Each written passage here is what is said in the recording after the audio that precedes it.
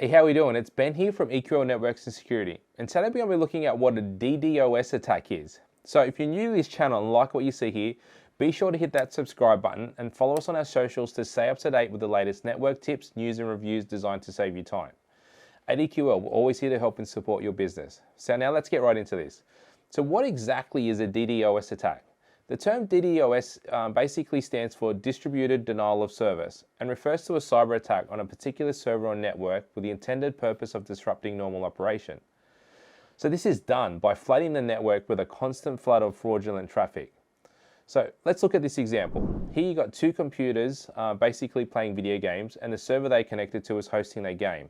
So let's say an attacker wanted to attack the server for whatever reason. They might not like the game or the studio that developed the game. So the attacker is going to use their computer and their program to flood it with a fraudulent data traffic to attempt and disrupt its service. Important thing to note here is that this isn't a DDoS attack. This is just a denial of service or a DOS attack. This is because a DOS attack is recognized as an attack coming from a single source. Normally servers are capable of handling an attack like this by tracing and identifying the source and then closing the attacker's connection to the server.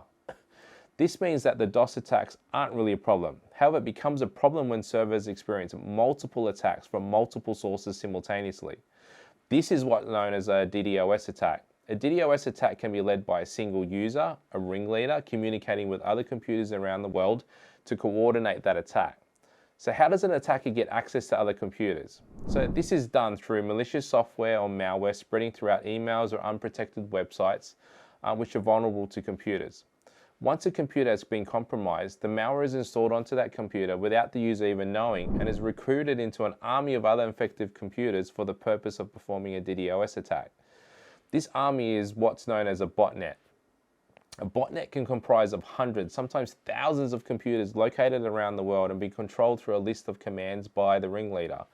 When a server is under attack, it becomes overwhelmed with system resources such as the CPU, memory and network bandwidth being exhausted. This causes the two computers playing the video game to experience lag or buffering, making it impossible to play the game because the server is preoccupied with dealing with the DDoS attack. A DDoS attack can last for hours, sometimes days. It depends on the intent of the attacker. Now, why do people do DDoS attacks? People can do it for a variety of reasons. As initially stated, sometimes the attacker may dislike an organization or a group of people and feel justified in doing something like this to influence a course of action. Sometimes they just want to do it for fun. So that's it for this video. If you have any other questions or comments, let us know in the comment sections below. And if you haven't already, be sure to hit that subscribe button and follow us on our socials to stay up to date with the latest network tips, news and reviews designed to save you time. At EQL, we're always here to help and support your business.